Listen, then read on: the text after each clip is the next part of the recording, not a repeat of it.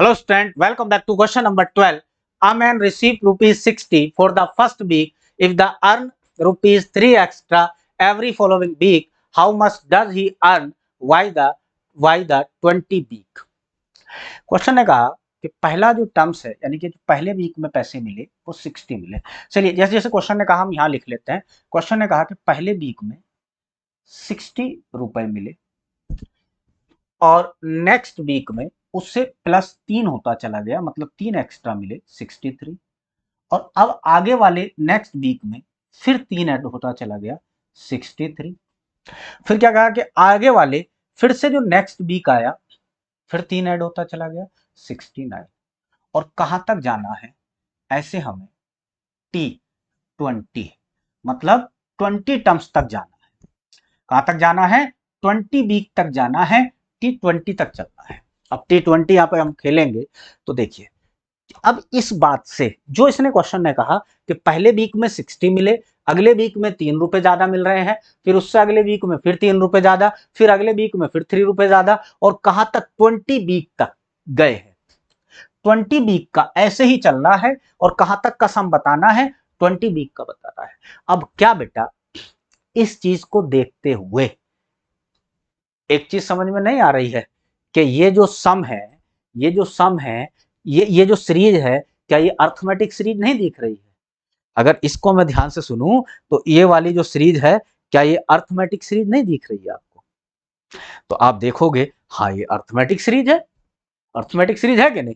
और जब ये अर्थमेटिक सीरीज है तो इसको आसानी से सोल्व कर सकता है। कैसे? ध्यान से सुनेंगे।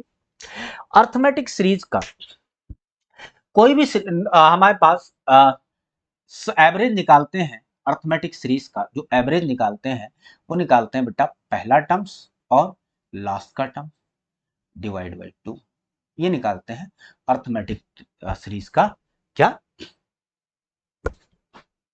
एवरेज।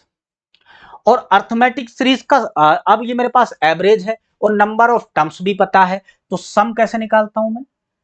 देखिए यहां से मैं आपको क्वाड्रेटिक इक्वेशन बनाने से बचा रहा हूं। आप चाहते तो इसका क्वाड्रेटिक इक्वेशन बना के भी सोल्व कर सकते हैं, लेकिन मैं कोशिश कर रहा हूं कि क्वाड्रेटिक इक्वेशन ना बनानी पड़े।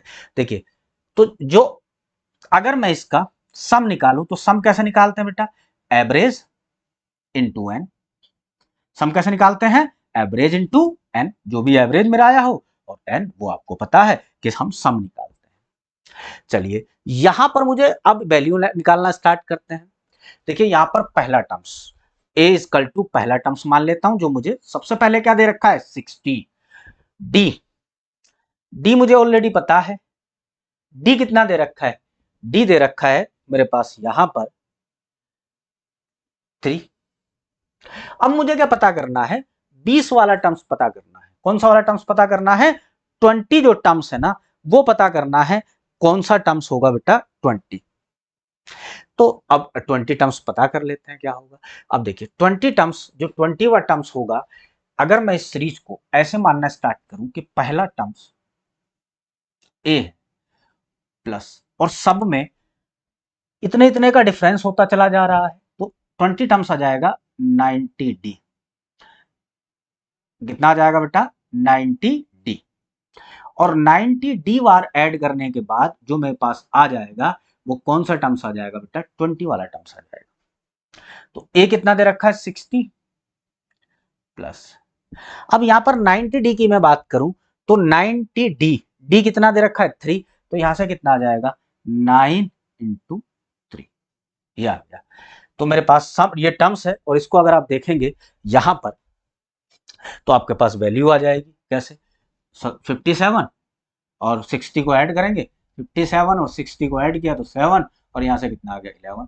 तो मेरे पास जो 20 वाला लास्ट वाला टर्म्स है वो कितना है बेटा? 117, 170। तो मेरे पास Tn की वैल्यू आ गई। जो लास्ट वाला मैंने यहाँ पर L मान रखा है वो कितना आ जाएगा? 117। अब देखो यहाँ पर मैंने लिखा है कि एवरेज निकालने के लिए पहला टर्म्स और लास्ट वाला सम डिवाइड बाई 2। तो और एवरेज से नंबर ऑफ टर्म्स मुझे पता है 20 है, तो पहले मैं यहाँ से एवरेज निकाल लेता हूँ। एवरेज पहला टर्म्स कितना है बेटा? 60, और लास्ट वाला टर्म्स कितना आया है? 170, और यहाँ से कितना हो जाएगा? डिवाइड बाई 2, ये आ गया एवरेज। चलिए अब वैल्यू लगा देते हैं सम निकालने के लिए। एवरेज कितना है बेटा? पहला टर्म्स, लास्ट का टर्म्स डिवाइड बाई 2, और नंबर ऑफ टर्म्स कितने हैं मेरे पास, अगर आप देखोगे तो नंबर ऑफ टर्म्स है 20। ये दे, इसको मैं कैलकुलेट करता हूं, इससे कितना आ जाएगा 10, इन दोनों को ऐड करता हूं तो ये आ जाएगा 1 7 इतना, और 10 जो था इससे मल्टीप्लाई करेगा तो मेरे पास ऑप्शन नंबर कौन सा हो जाएगा, A is correct answer for this question.